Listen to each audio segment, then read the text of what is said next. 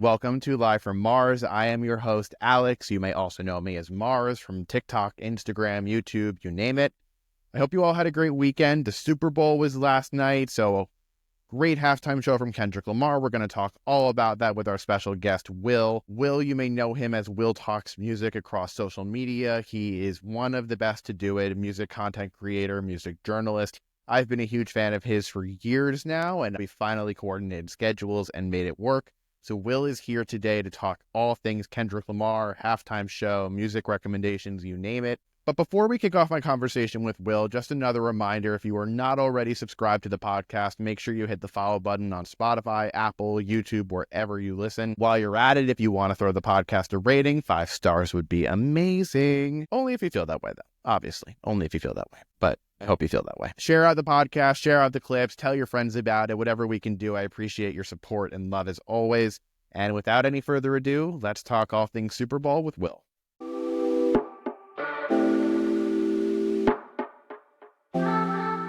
Will, welcome to Live from Mars. Thank you. For those of you who don't know Will is one of the best who does this music content creation thing online. I'm a huge fan of his, and I've gotten to become friendly with him over the years, so I'm very, very honored to have you on the podcast. But for those who don't know you, give a little rundown, who you are, what you do, where you come from, yada, yada. So I'm primarily known as a music reviewer on TikTok. Basically, I started making videos on TikTok pretty much for fun, like 3-4 years ago now. I used to be an audio engineer. I graduated college, was an audio engineer. Right when I graduated, COVID-19 started happening. So then, that caused some problems with my job. Yeah, a little bit. And then I started making videos, and, I was still doing some like freelance stuff at the time when I was making videos on audio engineering stuff. And then eventually it became my full-time gig. I started making, way more doing TikTok than I did my actual job. So and I do YouTube now, and I stream on Twitch as well and all of that stuff. But I guess like mostly what I do is music journalism, music reviewing. Listening to stuff and talking about it. That's pretty much it. Isn't it nice? It's a nice gig to have. It's the best. I loved being part of the music creation process. It was fulfilling to help artists like make music that sounded the way that they wanted it to. That's kind of what audio engineering is just executing a vision, making it sound the best it possibly can.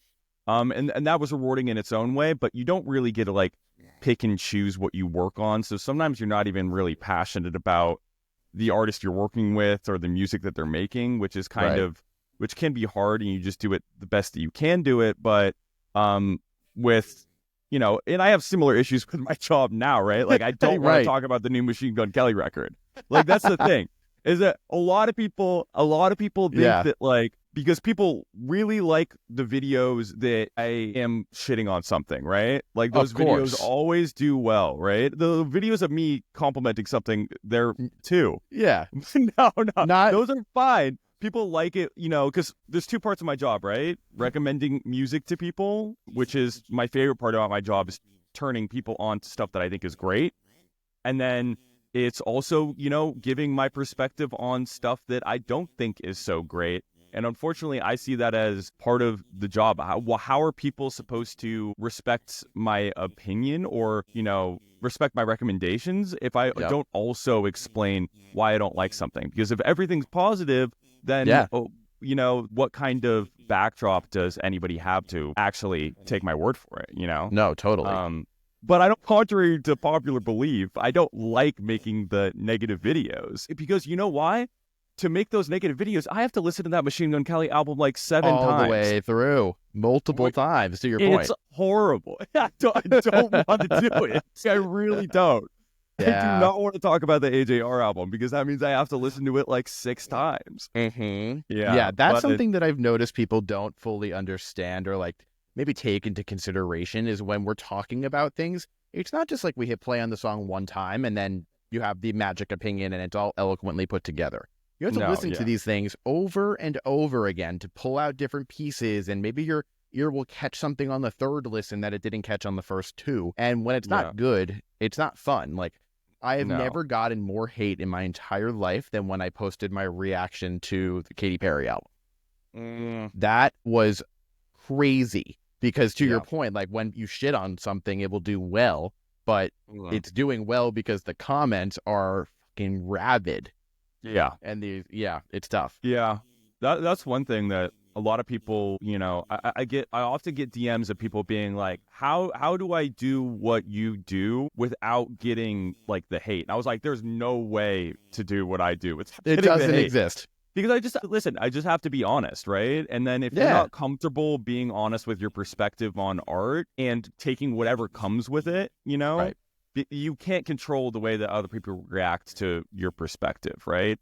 God, one of the comments that I hate the most are, you should say that it's your opinion. One, it says just my opinion in the bio of my account. And two, we're talking about art. It should be implied that it is just my opinion and my perspective. It's all subjective. Right? It's all subjective. There's no such thing as it being objective unless like, even if it's objective, it's still a mass subjective opinion that has kind of become There's objective qualities to music. Exactly. But ultimately, whether it's good art or bad art, like you can't, that isn't something that can ever really be set in stone. You see, like, the thing that I always say to people, though, is because when people are like, why are you mad about this, like, person's opinion, right? Like, if somebody said Kendrick Lamar, who we're talking about today, somebody said Kendrick Lamar is a bad songwriter, that I think is a bad opinion. Like, that's that a wrong is opinion. not, that is as close to objectively false as you can have an opinion on art, right? So I'm going to treat it like it's objectively false because it's so fucking ridiculous, right? And saying that to a Pulitzer Prize winner, like that's taking it like music out of the equation. This man is a Pulitzer Prize winner. I was talking to my dad before, and I told him that. He's like, "Wow, I just gained a lot more respect for Kendrick Lamar."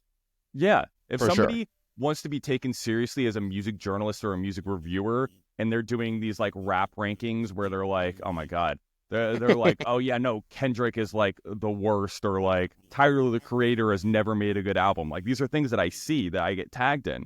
Yeah. And I'm like, I'm not even going to take this seriously because it's like, why would I? Right? It's not worth the time. And I pose the question, who you think should headline the Super Bowl halftime show next year? And we'll talk about our picks in a bit. But someone that I consistently keep seeing, Morgan Wallen and Kanye West. Over and over and over again. And I'm just sitting there and I'm like, whoa.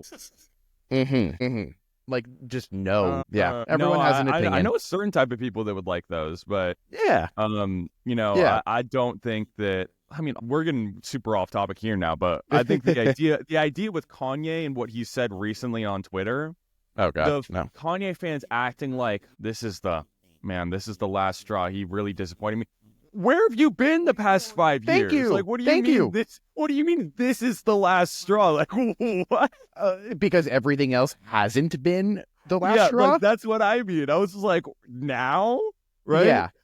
Like, the problem that I've consistently seen with people who continue to support him is that the justification had always been, but the music's still good and he's still a quality artist. Yeah. What about now? My response to that has been, tell me what a good album he's put out has been in the last 5 years, maybe. Yeah. Or maybe a little bit less. I don't know. I honestly stopped. Donda's, like, I think Donda has some good songs on it. That was just like 2020 album. Yeah. Or 2021. But whatever. Like, Vultures 2, Donda 2, like, anything that he's been putting out recently has been worse than, like, acceptable, you know? Exactly. If he continues to put out good stuff, then it's acceptable on something. I would still have a moral conundrum with, listening to somebody's new stuff, given the stuff that he was saying. But at least they have that excuse that it's still great, right? Back when he was, saying that stuff in 2018, 2019, like, he was still putting out good music back then. But now people like to draw their own lines when it's convenient to them. Exactly. Like, I mean, like, come on. No, it's a whole can of worms. Yeah, but let's talk Kendrick. Let's talk halftime because we're fresh off of it. It was quite the show. The game itself, not so much. No. But halftime. I think a good place to start with this is when you're watching the show, you're sitting down. How did you leave watching this show? So I think there's two main things that I walked away with. One is that I was surprised about the lack of representation of his older music, specifically stuff from like Good Kid, Mad City I was Agreed. really surprised about No Money Trees or Swimming Pools or Backseat Freestyle or we like talked about that one. none of that stuff. No King Kunta. I can Mhm. see why he didn't perform all right because he already did that at a Super Bowl previously with the hip hop halftime show. I think the oldest song that he performed was Humble, Humble, which yeah, is not even that old.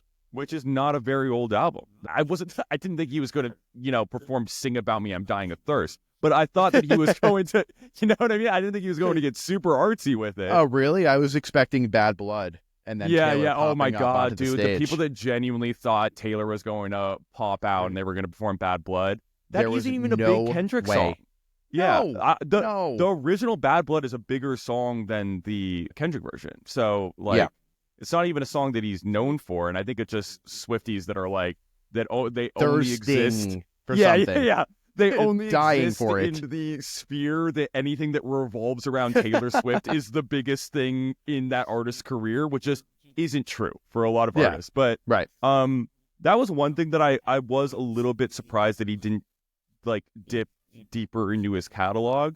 But I also am not surprised at all that he went a very, very much leaned into artistry and took a very artistic route. Mm-hmm. And I think that he snuck Humble in there just because he gave us one people pleaser and All the Stars. But I guess I'm not that surprised that he picked his set list based on, the messaging that he was trying to accomplish. And I think that a lot of those songs just happen to be off of his newest record, GNX. Yeah, I was also thinking that. I think very much that I was going in expecting not a greatest hits medley, but something more along those lines. Mm-hmm. And GNX isn't my favorite album by him at all, but I even was sitting there thinking, weird choice. But it's very much Kendrick to put out this 13-minute performance that will be watched for years and years and years to come, that people will look back 5-10 years from now and say, hey, that aged like fine wine, and look at the messaging here and the symbolism. I felt like because it's the Super Bowl and because it's such a wide appeal audience that you would maybe use it a little bit more to win new people in rather than continue maturing like the really strong fan base you already have. So I was also expecting a Backstreet Freestyle. I texted you. I'm like, where was that? Yeah. Humble made sense. I was expecting DNA. SZA, I think because she was announced earlier as a guest, that you knew all the stars, you knew Luther were going to be there. I think ultimately, like, I walked away from the show being like, yeah, the suburban moms are going to hate this, right? Mm-hmm. The Kendrick fanboys are going to love this no matter what, right? Exactly. But I don't think that, like, a lot of the people in the neutral zone, because the reality is that, like, music nerds like us, people that were really into like the artistry of it all, that is not going to be the majority of the Super Bowl audience, right?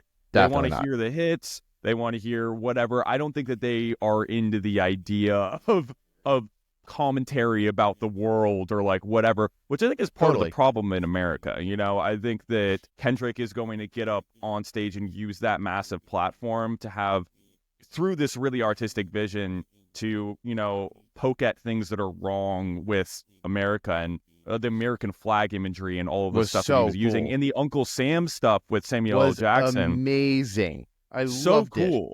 Yeah, it was so cool and so well done, especially with the Samuel L. Jackson and that stuff running so smoothly, and Sam Jackson's performance of it going so well, and it not coming across corny or it not coming across as like really slowing the pace down. I thought that was brilliant. But like also when I was watching it, I was just like, this is going over most people's heads. 90% of people's heads, And especially but I don't think that they want to listen. I don't think that they really, Especially when you're watching with a big group and if people are talking over it, you miss those moments of what Samuel L. Jackson was saying, and they hold so much weight. I thought conceptually there was a lot going on between the dancers, between the street lights, between the American flag and the colors, and Sam Jackson being Uncle Sam. I thought Serena a lot of that Williams really showing worked. up in Crip Walking. Serena Williams, that was wild, especially considering her relationship with Drake, which we will get to. Yeah. The one part of it that didn't land for me was the greater concept of it being within a video game. And that was something I didn't really catch on to until maybe halfway through. Yeah, I was going to bring that up. I think it felt unnecessary because the concept was already there. And then, you know, the X and the O and the triangle and then ending and it says game over and Samuel L. Jackson being like one life deducted. I understand it. It just didn't feel necessary to me. Yeah, I think it is a way to kind of make the performance a little bit more safe for audiences and have it less grounded in reality with the stuff that Sam Jackson is saying, because it's like really, you know, heavy stuff that has some like deep meaning, but using it under the veil of it being in a video game and like whatever, I think it's a pretty direct analogy.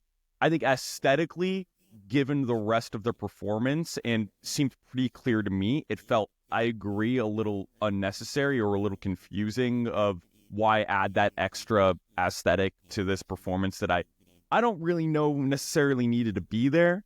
Yeah. But besides that, I think that the visuals in general looked incredible. I was so impressed, especially by the camera work. Yeah.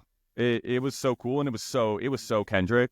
The big obvious moment that is everywhere is Not Like Us. And I mean, it's been quite the week for him, winning Record of the Year, Song of the Year, Rap Song, everything that he was nominated for. He swept at the Grammys. 1 week later to the day, takes it to the halftime show. There were people who legitimately thought that he wasn't going to do Not Like Us. Did that ever cross your mind? No. I can see why people would think that he wouldn't perform it, right? My question was not whether Kendrick would consider doing it or not. It was whether the Super Bowl would let him do that. You know what I mean? If it was up to Kendrick, after all this beef that happened last summer, why would anyone think that, like, does Kendrick have the balls to do it? Like, what do you, like, of course he does. Like, of course he has the balls. It was more for me, the thought of him not doing it was more centered around, you know, he doesn't want this halftime show, this huge life accomplishment to be surrounded in the dust of Not Like Us. But the reality was that it was always going to be there. And he's the pettiest motherfucker to ever live. And I love him for it, but he's amazing.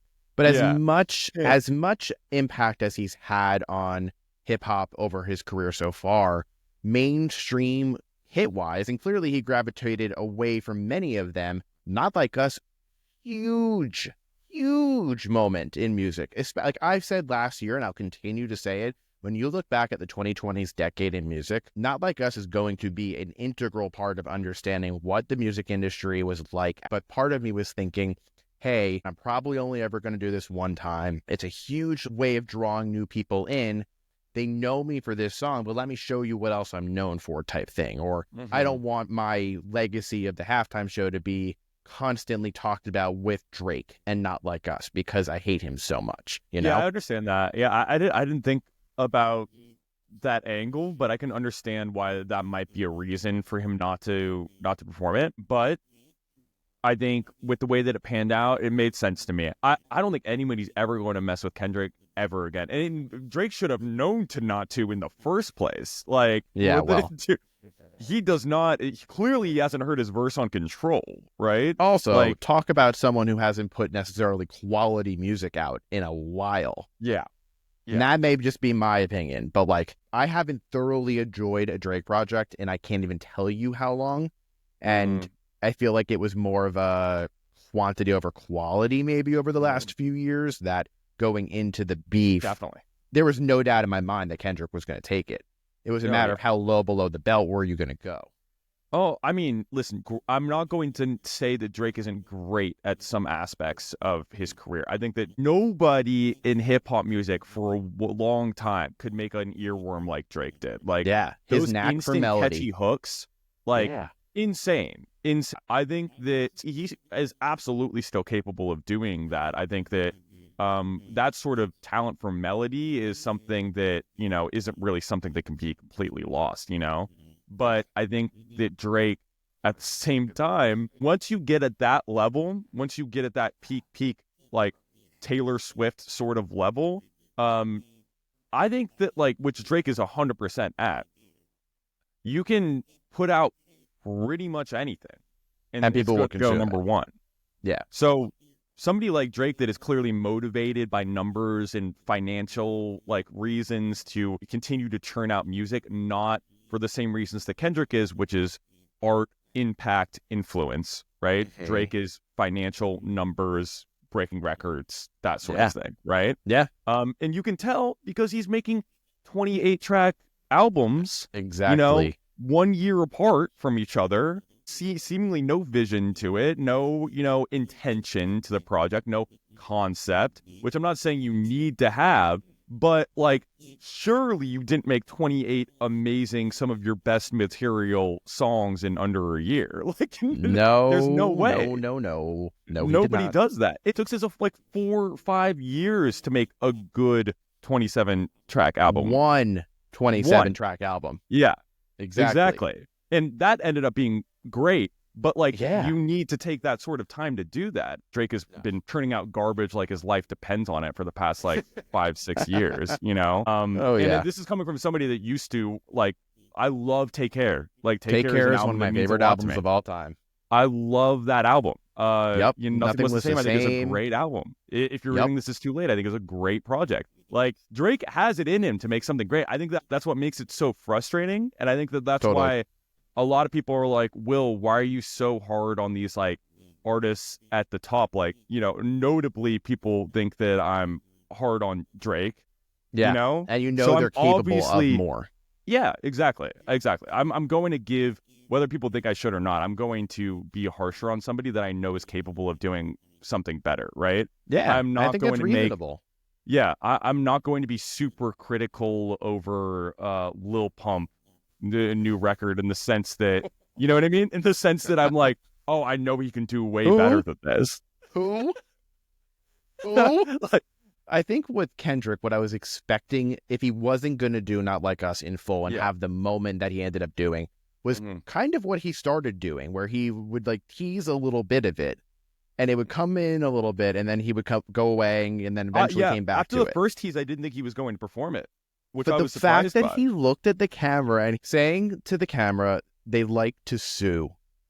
I want to play their favorite song, but they like to sue. But they like to sue." And then I lost it. And then he comes back to it later. No, it was so crazy. I didn't even digest that when I first listened to it. I was like, I was locked in, but I was like, I didn't hear him say like to sue. And then, I came back to it later, and I was just like, oh, that's what he said. Oh my God! So I was like really upset that I missed that. But crazy. Crazy. Well, I have a more embarrassing thing that I missed that I want to tell you about. Okay, so this song came out when? May last year? June? Let's say. I don't know at what point I came to the realization of this, but it's really embarrassing. So everyone listening, have patience with me. I did not understand the significance. Not that I didn't understand it. I didn't catch the A minor reference until way too late. No! Way too late. I was sitting there and I'm like, I'm trying to strike a chord, A minor. Yeah, like music. I get it. He's like a musician, he's going for A minor, going for maybe there's a deeper meaning in the symbolism here. I had to Google it. I'm like, oh, A minor, there's no black keys used. It's all white keys. Maybe that speaks to something with Drake. I'm like, okay. Then it hit. And it hit. To be fair, I think the white keys thing was also definitely maybe something intentional. there. Yeah, there's something there for sure. Nope. You missed the right over. the big one. Right over my head. That's Completely crazy. missed it. And That's the so fact funny. that he delivered that line on national TV to 126 million people, I think the biggest thing that you're going to take from this Super Bowl halftime show is the shot of Kendrick smiling, grinning from ear to ear. Say, Drake, so good. 100 million 26 people, bro. million people. Dude, it's hard for me to wrap my mind around that. That's like something that is actually it's happened. Not something that you can easily conceptualize. And another thing that I've been trying to think about over the last day or so has been how, if you're not someone like you or I or people listening who are so deeply integrated with the lore of Kendrick and Drake and the beef and everything that happened last year and has happened since with the lawsuit, if you're the average viewer watching this halftime show, probably didn't catch 95% of it. You probably have heard the song 1 or 2 times here. And then for us, that was a huge highlight, if not the highlight of the entire performance. So the part that I'm asking myself is if you're that average person, how are you leaving this halftime show feeling? Are you feeling like you just wasted 13 minutes of your life where you're like, oh, it was all right? I don't know. Yeah. I I don't think know how its legacy will go down because of that. Obviously, within the music community, we understand the significance of the moment. But for the average person, when you're seeing a ranking of the best halftime shows of the last, 25 years, where this will end up. Yeah, I think, well, a big part of it, break down also how divisive this is. It's going to break down into groups of how old you are and whether you're white or not. Something I think about often is how throughout music, throughout genre evolution, like when go back to the 60s, right, with the Beatles and rock and the boom of rock music, the older generation was like, what the hell is this noise? Exactly. Like, Elvis was, there were performances on TV of Elvis where they weren't allowed to show below the waist because of the radical, crazy dance moves that Elvis was doing. I remember learning about this. And then you fast forward to the 80s and glam rock, and then the 90s with like grunge and Nirvana. Every generation is going to look at the music of the younger generation, and most of them will be like, what is this noise, And I try to focus on that and take it into consideration because people just may not be used to it, or tastes evolve and stuff like that. But I understand where you're coming from. I understand what you're saying. I think there's a fine line between it. Yeah, but I will also say, I mean, generational divide or not, I think that more often than not, it's a choice to be out of touch and it's a choice to be closed-minded, Being older, I don't think it's an excuse to be so closed-minded, especially over stuff that is like great art, you know what I mean? I think it's disappointing to see, no matter how old somebody is, them be so close-minded to this, because the videos that I've seen over people's old white parents being like clearly upset and disgusted by what they're seeing. And I've also seen videos of like somebody's grandparents really vibing to it and be like, I got to look this up later. You know what I mean? I'm seeing a lot of people act like it's cute that they're parents and they're like, oh, look, it's so funny they're out of touch that they hate this, right? But I was like, there's some vitriolic hatred that I think there's another layer to it that isn't just, them out of touch and hip hop being the new rock and roll, Yeah, that's my perspective based on what I've seen. I think a lot of people are old, a lot of people are bigoted, but I think that it's not an excuse to be bigoted because you're old, which is, my takeaway from a lot of those videos that I've been seeing, Yeah. What Kendrick is trying to say with this performance, and especially the Uncle Sam commentary that Samuel L. That's Jackson's doing, that's, it is interesting to hear people say stuff about this performance of being like, what is this nonsense rap music, when it's like Kendrick is directly pointing at those people that would say that with this performance and the stuff that's being said in it. So, I can't help but point out the irony there, that it's just like, he said the revolution will be televised, but you picked the wrong guy. Kendrick is pressing stuff. He's 2 steps ahead of what he knows the reception from a big portion of America is going to be based on this performance, I think that it speaks to how an artist uses this platform, how each artist wants to use this 120 million plus platform. That you have Rihanna, who hasn't put an album out in now 9 years, 7 at the time of the halftime show. She kind of stuck to her greatest hits medley. She promoted her beauty brand in it. And that's what she chose to use the platform for, to give people a good time. But then you have someone like Kendrick, who's coming in with a real artistic take on the state of America and how that is woven throughout his music, through song lyrics and performance and dancing and everything. It came together so interestingly for me that it makes me wonder if the role of the halftime show has evolved, that it doesn't necessarily need to be the way that it used to be, with Katy Perry coming out and Left Shark going super fucking viral and it being this greatest hits medley to boost your album sales. Or I'm thinking Justin Timberlake, when he did it, he had a new album that dropped that same weekend, and using this as a promotional opportunity. But it comes down to what people's perception of what they want to get out of a halftime show is. And that's where you're seeing a lot of this hate come from.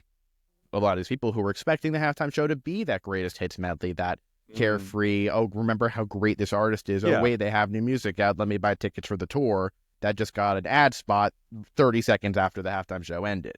It's more, it can be deeper than that. A lot of people don't want to think, you know what I mean? Period. I could just stop there. I think that overall, I think he made the right decision of what to do. But the question is like, is it going to continue down that route? Like, are people going to continue to put together these think pieces or, do social commentary at the Super Bowl? I don't think so. Yeah, I think it depends on the artist. I can't think of another artist that's big enough to do the halftime show at the top right now that is even going to attempt to. Like, who do we have right now that is selling music that is at Kendrick's level or, at the like Super Bowl halftime performer level that is trying to make social commentary in their music at all? Crickets. Yeah. Besides Good question. Tyler, but like even then, like Tyler is a lot less political than, Kendrick is. Kendrick is the premier political commentary artist. Chappell Roan, I think, is, I wouldn't be surprised if she really leaned into public commentary in her next project. I wanted to talk about it. It's off topic, but you mentioned her when at the Grammys, her speech when she won Best New Artist, and she talked about how labels need to do a better job of supporting developing artists because you sign a deal, you're getting this huge advance to put together your album. A lot of people don't know how it works. When you sign to a label, you're putting out an album, like they're going to cover the expenses of your marketing, your photo shoots, your studio time, paying the producers, the writers who are putting together your music. And then you go out and tour and you make the label and I guess hopefully yourself some money back. And what Chappell was saying was, for those of you who may have missed it, was that, labels should have a fair wage, a living wage for artists who may not have a full-size income yet, or develop healthcare and give them that as an opportunity. There was a ton of backlash towards it, mainly from high-up label execs who have every reason to disagree with it. But it caused a big stir, but she raised a really critical point. Yeah, no, I totally agree. Regardless of the logistics of it, raising awareness for the fact that I think a lot of people didn't know that a lot of small artists are getting plucked up by labels to bet on them, because that's exactly what's happening. Labels are betting on artists when they pick up small artists that have nothing, and they think, oh yeah, a 6-album contract, sure, I'll do that, for how much is the advance, right? Oh, that's money that I've never seen before in my life. So I'm going to be locked into this contract for 6 albums. These are traps. People are becoming more aware of the fact that record labels can be traps, and a lot of independent artists are raising awareness around that. Chance the Rapper being one of the first ones, I think. But well, I thought it was crazy that she mentioned, and like part of her story is that she was signed, put out Pink Pony Club. Her label was completely against it. They dropped her because it didn't perform well. Look at it now. It's one of her biggest songs she's ever had. But she went back and was working in a donut shop in a small town and talked about how she couldn't find a job because she didn't have tangible work experience. She has experience performing and being in a studio and singing and writing music. But if you're let go from that contract because you're not delivering in the label's eye, what value do you have as an employee to someone who's applying for, or someone looking for a 9-to-5 position to be filled? It's a really, really interesting conundrum. Yeah, and I don't think people think about it because few people really understand how the music industry works. The reality is most people are only listening to the shavings of the top 20 artists in the world. That's how they stay on top, right? Exactly. So, I don't think people are thinking about working songwriters or people that are going session by session. Definitely that is the backbone of the music industry. Well, so do you think that Chappell Roan will ever headline a Super Bowl? Wow. I like Chappell. Goddamn. Yeah. That's a good question. It's a hard one. I know. I don't know. Divisive. Lady Gaga, she had a Super Bowl, and goddamn, was she divisive? Yeah. So who knows? You never know. So now pretend that you and I are Rock Nation. We together that we are choosing who we want to be headlining the Super Bowl halftime show next year. Who is on your mind? Who do you think can handle it? And I posed this question to my TikTok followers and got so many different options, some completely ridiculous, some actually feasible. And the criteria obviously has to be, you have to be that A+ star, that you can handle the publicity of it, you can handle the pressure of it, you have enough hits to make it substantial and put on a killer show. And when you actually break down who could possibly be a good candidate for it, there really aren't that many. So I'm curious to know who in your mind. It's it's a very small number of people that I think could do it.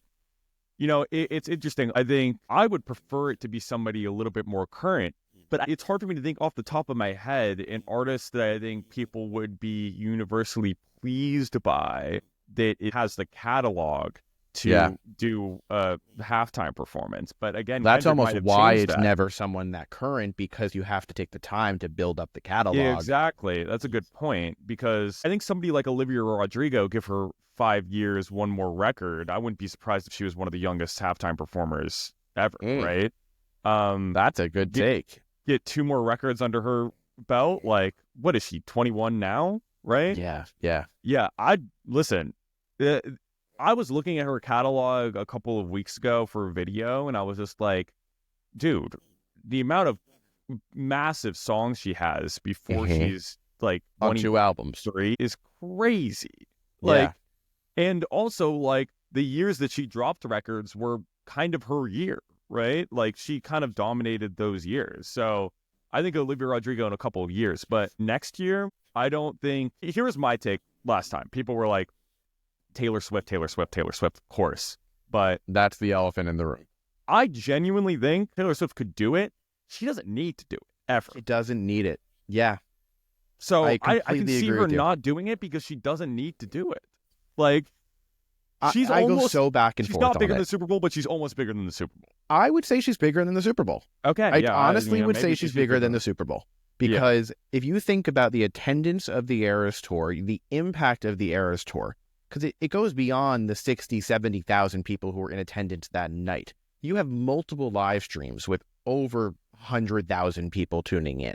And that's every single night of the tour.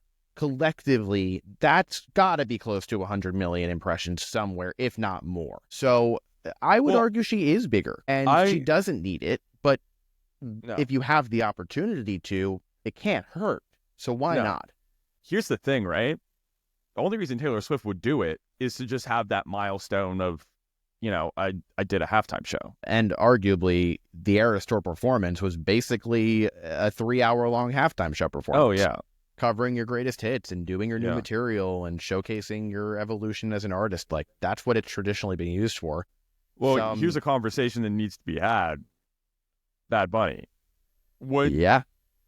Like, I'm thinking about the biggest artist in the world right now who hasn't done a Super Bowl. Bad Bunny's been top 3 biggest artists in the world for the past 5 years, 6 years, streaming-wise, in the United States, right? Exactly. But that would also be, that would be controversial because the majority of his songs are not in English. People pissed off about the Kendrick performance. God damn, they're going to be like, what? There's a halftime show in Spanish? That I can't understand? Besides Taylor Swift, right below is Bad Bunny in terms of like artists that are at the very, very top that have the catalog to do it. I said Miley Cyrus. I don't know if right now, but give her a few years. Yeah. I don't think she has a catalog. I don't. That's the thing. She doesn't have a strong enough back catalog, but she can cover anything, and she's such an engaging performer that she could easily handle it. She was someone I was thinking. Well, I think the other obvious one is Post Malone. Interesting. I did not think about him. Yeah. I mean, the number ones, the platinum records, the diamond songs, bro. He has, like, numbers wise, right? I don't think anybody's much bigger than him. Justin Bieber, maybe, but again, like, there's a lot of ifs there. Justin hasn't been putting out songs lately at all. I think if I were to predict a singular artist that hasn't done it yet, it would be Eminem. I was thinking about that. I think that as much as I haven't liked Eminem's music recently, he has the catalog. And he has the universal appeal. Hip-hop fans love him. White people love him. You know what I mean? I don't know if he would be at the top of my list, but I also wouldn't mind it. I was thinking Pink. Whoa. Yeah, see, I mean, does Pink have the fan base still? She does? I've been to her shows because twice. I've seen the stadiums, and I'm like, I had no idea. But because I've never met a Pink fan. Sold out. I've seen her flying twice. around the stadium. Flying, acrobatics, like the most insane Dude, her doing that at the thing. Super Bowl would be cool, actually. It would be unbelievable. She is like the most obvious choice to me who has not done it, and I've heard that she's consistently turned it down. But like she has hit after hit after hit. She has survived many a generation. She definitely has the catalog. She definitely has the catalog, cross-generation appeal. She's got Just Give Me a Reason, Try, So What, Who Knew, Raise Your Glass, What About Us, Oh my God, Lady get Nate Marmalade. Roos out there? Oh my, that'd be huge. That'd be crazy. Huge. And then they could do, oh my God, they can bring Fun back, and that would be a fucking huge moment. And then bring Jack Antonoff out. Bring Jack Antonoff out. Okay, yeah. I think, wrote it. Yeah. She has it. She could easily do it. And I think We she's Are a Young, clear have choice. Janelle Monáe out. Oh my God, it could be a whole... it could be a whole thing. Group, Pink and Friends. Yeah. What about Billie Eilish? Yeah, she could do it right now. She could do it right now. Am I wrong? You're not wrong. I think she could do it. I think the set list would be great. I think it would be good. I'd be surprised if Billie didn't do it at some point in her career. I made a video not too long ago being like, Billie Eilish might be the most successful person in music under the age of 23, like, ever, in terms of, like, Grammy numbers, you know what I mean? Sold out tours, all of that stuff, right? She was already successful, more successful than your average person at 17 in music, right? Totally. And at 23, she has 3 records under her belt, massive hits from every single one of them. 2 Oscars. 2 Oscars. Yeah, potentially, you know, if she does any writing for a Broadway musical, like, I wouldn't be surprised if she was, you know, on her way to get an EGOT before she's 30. Like, this is one of the most successful young people ever. So I think that she absolutely could do it. The question is, does she want to do it at this early in her career? Or does she want to do it at all? Harry Styles, one more album, maybe, you know? Yeah. I grouped Harry, Billie, and Ariana in the same category where they all can do it. It may just need a little bit more time, one more album, to your point, get a few more hits under your belt, and then you'll be there. The only other artist I can think of that I don't think that they would go for simply because he's a DJ is Calvin Harris. Like, Calvin Harris has, like, you know what I mean? Like, Calvin Harris has the catalog, right? The question is can he get those feature artists to come it would have to be that at the thing, right? Oh, like, God, that could be a huge show. You just gave me the idea of a DJ Khaled halftime show, and I can't.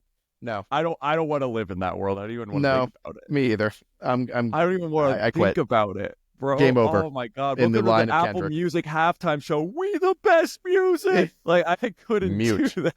Take the remote. Mute. I couldn't do that, bro. Oh my God. Absolutely not. I want to also give you the opportunity, with you being here. A lot of people follow you for your music expertise. What are you listening to right now? If you had to put someone on to an album, an artist, a song, what would you pick? I've been loving the Ethel Cain album. I think that that's a really cool, spacey record. It's not going to be everyone's thing, but if you are even interested in the idea of like a really spooky drone, like noisy experience, right? I would definitely check that out. But I would say if I were to recommend anything, the new FKA Twigs record is like what I'm obsessed with right now. That's my favorite album of the year so far. I think it's brilliant. The trance stuff is crazy. Insane vocal performances. Can't say enough good things about it. She is one of those artists that is like a true visionary. I'm wondering about your full take on Hurry Up Tomorrow. I've listened to this album a bunch of times. A lot of people were mad at me that I said that the album was too long, and I still feel like the album is too long. That's my opinion on it. I think that it has some of the best songs of The Weeknd's career. I think the instrumentals are insane. The Justice song, the opener, is crazy. Michael Jackson sample.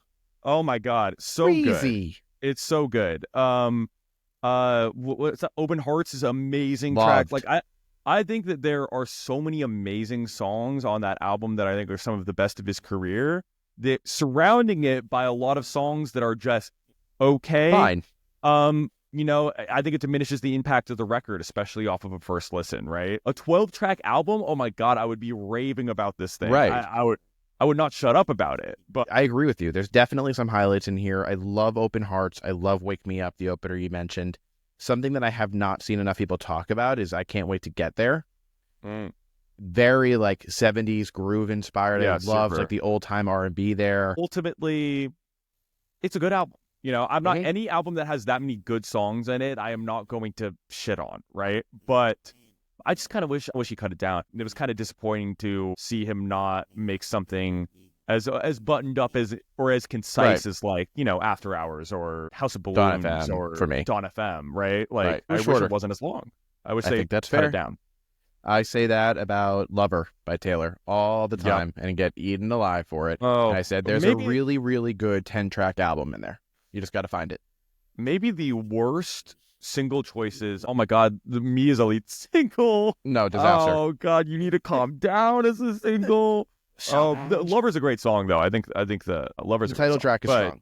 yeah, but like God damn that instead of thank God Cruel Summer, you know, That got is there like eventually. the most serendipitous, most full circle, beautiful moment that has happened, I feel like, Yeah. in the Swiftie fan base, because that is the song that never was and it deserved to be. And thank God it got its moment in the sun, because boy, it needed it and it deserved I was so happy. I felt so like vindicated. Like I was like, yes, finally. Because Finally, when that people album get it. came out, I was like, what You what are buried it? Me's like looking at Me's streaming numbers compared to like Cruel Summer? I was just like, Crazy. how did this happen? Because this song is And- just pure pop bliss. And now Lover is her most streamed album. Yeah. Wild. Mostly due to Cruel Summer. I Cruel think Summer? like that song Totally. is like it's because it is that song. Gold. Totally. That song is so good. Hell Well, yeah. Will, thank you so much for coming on. I very much enjoyed this conversation. Thank you. And Yeah, me too. I know you'll be back. So Yeah, where of can people course. find you? Let me know. Plug yourself. Where? Hey, so I'm going to be on YouTube. You can find me on Instagram. I started posting on Instagram because of the TikTok ban. Obviously, if you want to see my stuff on TikTok, but I don't know if it's going to be around that much longer. So if you can follow me anywhere, find me on YouTube. Anyway, yeah, that's it though. Awesome. Thanks for having me. Thank you for coming. I appreciate it. No, of course. All right. Well, if you are not already subscribed to Live from Mars, make sure you hit the subscribe button and follow the podcast on your favorite provider. Make sure you're following Vinyl by Mars, TikTok, Instagram, YouTube, wherever. And thank you guys for listening. We'll see you next week. Bye.